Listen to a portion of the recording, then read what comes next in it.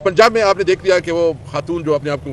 Chief minister जो है ना समझ रही है, उनको पता है कि हमारे लोगों को शामिल किया, जिस तरह रिगिंग की गई, तो इस हुकूमत की क्रेडिबिलिटी क्या है, इसके पास मॉरल अथॉरिटी क्या है, यानी न कानूनी तौर पर उसके पास कोई गुंजाइश है, न अखलाकी तौर पर। इस मुल्क में ये अवाम का हक है कि वो कानून और आइन के मुताबिक जिसको मुंतखब करे उसको इज्जत मिले, उसको मैंडेट मिले और उसके पास इख्तियार है कि वो मुल्क की नुमाइंदगी करे। इस वक्त जो कुछ हो रहा है इस मुल्क में कि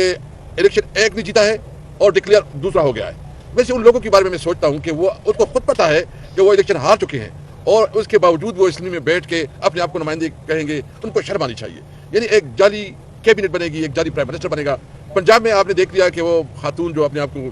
चीफ मिनिस्टर जो है ना समझ रही है, उनको पता है कि हमारे लोगों को शामिल किया, जिस तरह रिगिंग की गई, तो इस हुकूमत की क्रेडिबिलिटी क्या है, इसके पास मॉरल अथॉरिटी क्या है, यानी न कानूनी तौर पर उसके पास कोई गुंजाइश है, न अखलाकी तौर पर। हम सिर्फ मुतालिबा करते हैं कि आइन और कानून के मुताबिक जिसका मैंडेट है उसका एहतराम किया जाए। आपको पता है इस्लामाबाद से आपका ताल्लुक है, तीनों सीटें हमसे ज़बरदस्ती छीनी गई। कराची में हमसे छीनी गई सीटें, पंजाब में, लाहौर में, पेशावर में, यानी बलूचिस्तान में, पूरे मुल्क में हमारे मैंडेट पे डाका डाला गया है। हम जो कहते हैं कि हमारे इस वक्त 180 सीटें बनती हैं, अगर जो फॉर्म 45 के मुताबिक, और हम आसानी से अपनी हुकूमत बना सकते हैं। तो मैं उन तमाम जो इस वक्त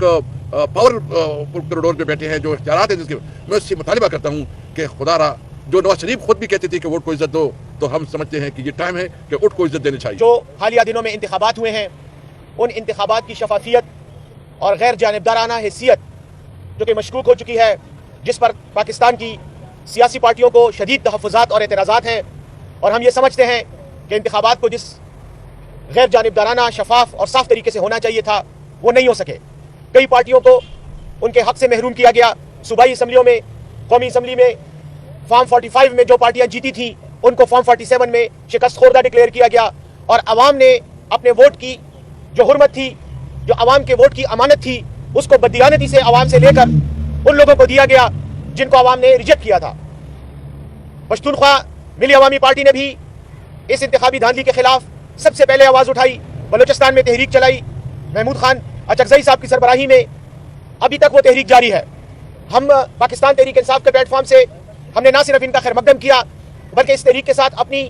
हमदर्दी, अपनी सपोर्ट और अपनी हिमायत का भी इनको यकीन दिलाया। आज इस मौजू पर बातचीत हुई और सिर्फ वन पॉइंट एजेंडा पर बात हुई कि आइंदा आने वाले दौर में पाकिस्तान में आइन के तहफ़्फ़ुज़, जमहूरियत के तहफ़्फ़ुज़ और इंतखाबात की शफाफियत, ये वो एजेंडा है जिस पर तमाम मुहिब वतन और जमहूरियत पसंद पार्टियों को एक होना चाहिए। और आइंदा आने वाले इलेक्शन में न सिर्फ इस किस्म के इक़दाम और धांधली का सद्भाव होना चाहिए, बल्कि मौजूदा इलेक्शन में भी जिन लोगों को उनके हक से महरूम किया गया, वो हक उनको मिलना चाहिए, ताकि पार्लियामेंट मजबूत हो और सियासी इस्तेहकाम के नतीजे में माशी इस्तेहकाम भी आए और समाजी इस्तेहकाम भी आए।